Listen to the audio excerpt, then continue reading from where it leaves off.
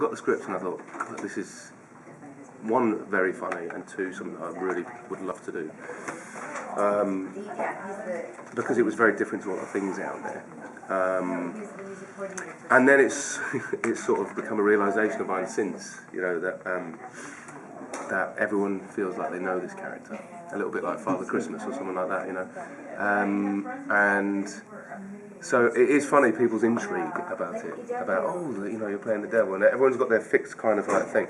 My interpretation of it was, I wanted to use what we had in the original script because it was so brilliantly written. The character for me was so brilliantly realised by Tom Ellis, who originally wrote the pilot. And there was sort of some Hank Moody tones in there, and Tom writes brilliantly for those type of characters. And to me, it just felt like a blueprint for this great character, taken from what I assumed the devil to be. And I just wanted to. One thing I didn't want to do was make him arch,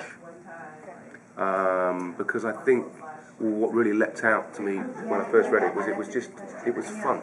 It was a fun take on using this character and putting him in a different world. And then, therefore, the things and the problems and the puzzlements that they encounter.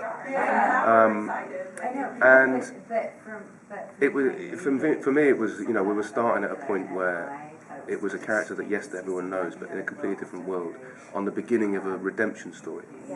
And this was like the ultimate redemption story, the most irredeemable character.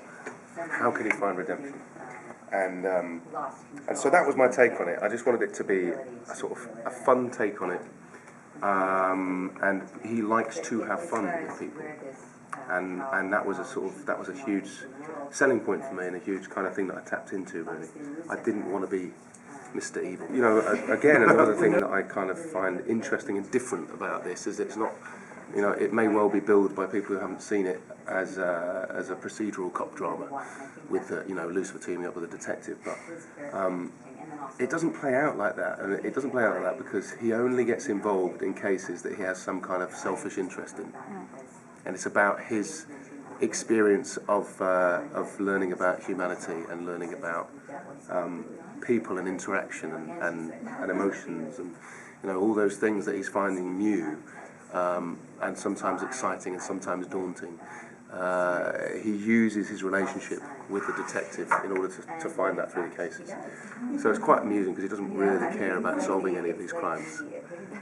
It's just about getting to a realisation. There is an overall serialised element to the show, which is, again, something that I love. Because it's constantly moving. It's never, there's no kind of like fixed arrangement within the show as to like, let's just go and solve another case every week. So we're taking, I sort of hesitate when people talk about the graphic novel because, and I've said this before, like I didn't know it was based on a graphic novel when I first read the script, and when I first got the job I didn't know it was based on a graphic novel, and then when it was announced on Deadline I was reading the article and I was like, oh, it's based on a graphic novel, I didn't know that. And I'm kind of glad I didn't know, because it didn't change my choices about stuff and didn't alter my choices about stuff, and I think that's important because we're taking something from a very different medium and trying to use it to make something else. So we're taking, yes, elements of relationships and things like that, but it's very much its own being, this TV show, compared to the graphic novel.